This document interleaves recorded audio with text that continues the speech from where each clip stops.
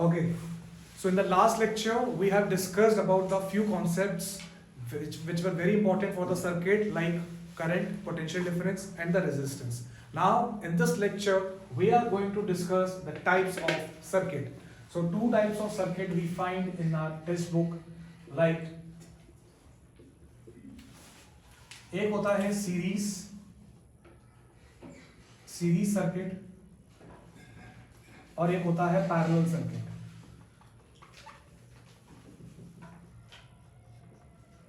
One is series circuit and the second is parallel circuit.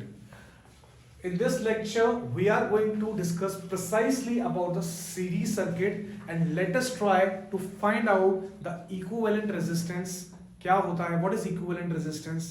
How can we substitute the equivalent resistance with the given resistance? Okay, so now first of all let us see कि जो series circuit है हमारा, series circuit है वो कैसा दिखता है और कैसे उसके अंदर फंडामेंटल्स हम लोगों को यूज करने हैं. ओके, सो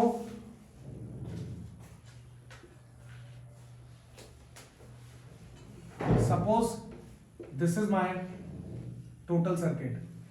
ये मेरा एक सर्किट है जिसके अंदर मैंने 3 रेजिस्टेंस को एक लाइन में लगाया है. क्यों कर रहे हो बंद? अरे क्या करो, वीडियो चल रही है, आवाज कर रहे हो. तनुष ने ऐसा क्या काम किया जो तुम्हें दिक्कत हो रही है? समझा नहीं क्या बोल रहे हो? तनुष भाई बोल रहे हैं उन्हें बाहर पढ़ाई दिक्कत हो रही है. अरे खोलो उसको, रिकॉर्ड नहीं हो पाएगा, आवाज गूंजेगी. तनुष को बोल दो ना, उस ड्राइंग में बैठ जाएगा.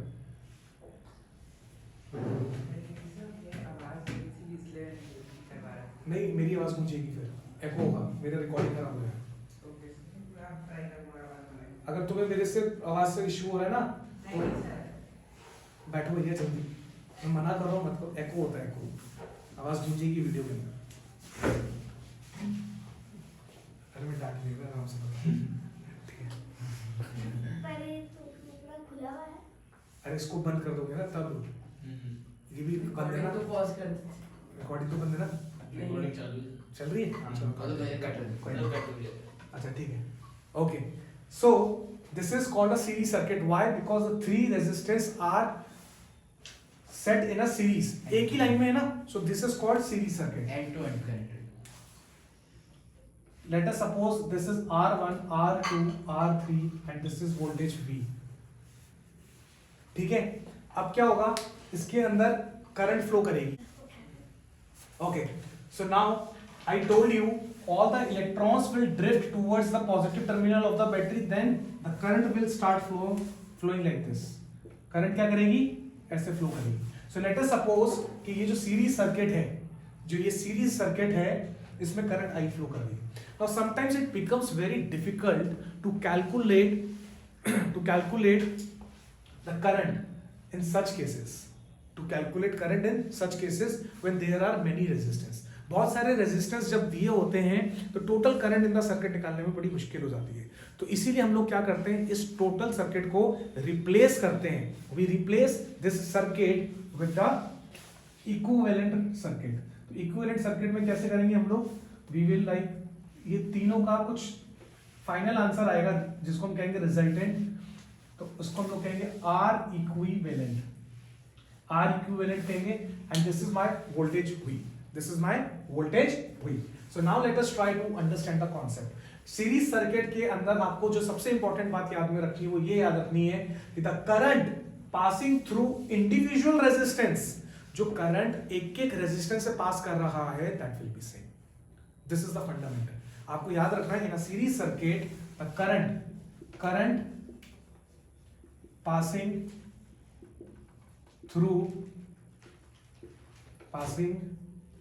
through individual resistance is same. अब ये हो गया, बट द पोटेंशियल डिफरेंस, जो पोटेंशियल डिफरेंस है वो क्या होगा, सेकेंड पॉइंट ध्यान में रखना है, the potential difference will drop. Drop का मतलब ये है कि यहाँ पे कुछ होगा, फिर यहाँ पे उससे कम होगा, फिर यहाँ पे उससे कम होगा, और फाइनली करते कराते on the whole the total potential difference will be V, क्योंकि V है, V पोटेंशियल डिफरेंस टोटल है, दिस इज बीइंग डिस्ट्रीब्यूटेड। ये जो पोटेंशियल डिफरेंस V है ये तीन रेजिस्टेंस को क्या दे रहा है, कुछ कुछ अमाउंट का पोटेंशियल दे रहा है, बट करंट सेम है, करंट सेम। ये दो बातें अगर आपने याद कर ली तो आपका काम हो गया। क्यों?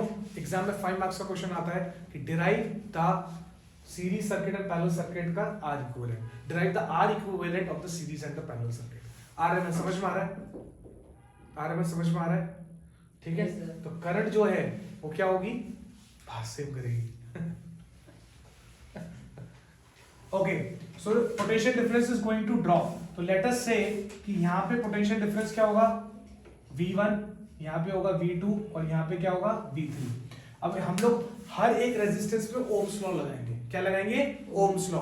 What is Ohm's law Tanmay? Ohm's law is the formula बताओ। formula is V equal to I. V equal to R I, V is equal to R I, V is equal to R I. तो अब अगर यहाँ पे हमने लगाया potential, यहाँ पे अगर हम लोगों ने लगाया फर्स्ट में, तो क्या आएगा, V1 is equal to R1 into I, V2 is equal to R2 into I, and V3 is equal to R3 into I. ये चीजें समझ में आई? ये चीजें समझ में आई या नहीं आई? तीनों जो पोटेंशियल डिफरेंस हैं इस तरीके से होंगे या नहीं होंगे, बताओ मुझे। ये मैं पहले में लगाया ना ओम्स लॉ, सेकंड में लगाया ओम्स लॉ, तीसरे में लगाया ओम्स लॉ। इन दोनों के बीच में पोटेंशियल डिफरेंस V1, इन दोनों के बीच में V2 और इन दोनों के बीच में V3। तीनों का पोटेंशियल डिफरेंस किसके बराबर होगा? V के बराबर होगा। V1 plus V2 plus V3 should be equal to V। Total V ने इसको 3 हिस्सों में डिवाइड किया हुआ है। बोलो, समझ में आया सबको? Yes, sir. इसमें मैंने ओम्स लॉ लगाया, that is why I taught you Ohm's law in the last lecture. Okay, so Ohm's law is giving this. Are you clear? Done. So now I am going to add all the three. If I add all the three, 1 plus 2 plus 3 कर दो, 1 plus 2 plus 3। Left side को जब मैं plus करूंगा तो क्या आएगा, V1 plus V2 plus V3 is equal to, I common आ जाएगा, और R1 plus R2 plus R3। V1 plus V2 plus V3 कितना है तन्मय? V। निमिष V है, Yes, sir. V is equal to I bracket R1 plus R2 plus R3। ये आया। अब अगर मैं इस वाले में ओम्स लॉ लगाऊं, R1, if I put Ohm's law in this, तब क्या होगा, V is equal to I into R equivalent होगा, क्योंकि यहाँ पे रेजिस्टेंस कितना है, R equivalent.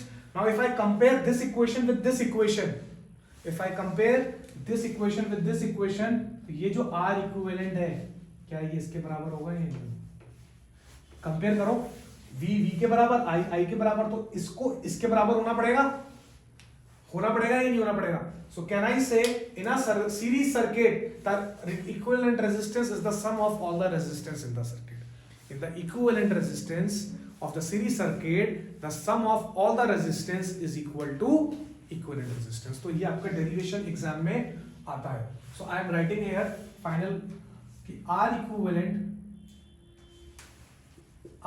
equivalent is equal to R1 plus R2 plus R3. So this is my final answer of the series circuit. ये हमारा series circuit है। क्या हो गया? ये हमारा series circuit हो गया। This is very very important.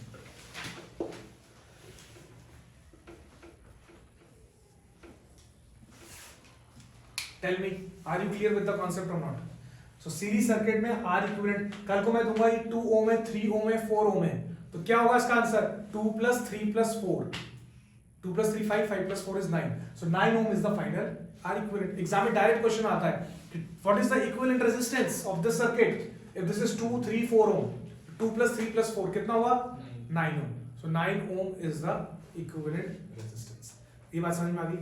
Series circuit का ही हो गया. What is the disadvantage of series circuit? क्या ये हमेशा एडवांटेजेस है? नहीं, क्योंकि मान लो यहाँ पे मैंने 3 बल्ब लगाए, यहाँ पे मैंने 3 बल्ब लगाए, तो जब भी करंट फ्लो करेगी तो आगे के जो दो बल्ब हैं वो पहले बल्ब पे डिपेंड करते हैं, आगे के दो बल्ब पहले बल्ब पे डिपेंड करते हैं। अगर पहला वाला सर्किट ब्रेक हो गया, फ्यूज हो गया, बल्ब खराब हो गया, तो यहीं पे ये सारी करंट रोक लेगा और आगे करंट जा नहीं पाएगी। इसीलिए हाउस होल्ड के अंदर जितने भी सर्किट्स होते हैं ज्यादातर पैरेलली कनेक्टेड होते हैं। पैरेलली कनेक्टेड में अगर एक सर्किट फ्यूज हो गया, एक बल्ब फ्यूज हो गया, तो अदर रिमेनिंग जो इक्विपमेंट्स हैं वो उन पे कुछ असर नहीं पड़ेगा। So this is the basic disadvantage in the series circuit, that if any one equipment gets खराब हो जाता है, if one appliance gets short circuit हो जाता है, देन अदर सारे खराब हो जाएंगे, बिकॉज यहां पे उसने ब्लॉक कर दिया। आया बात समझ में आप लोगों को? So I hope you are clear with the series circuit in this lecture, and now parallel circuit we are going to discuss in the next lecture. Thank you so much.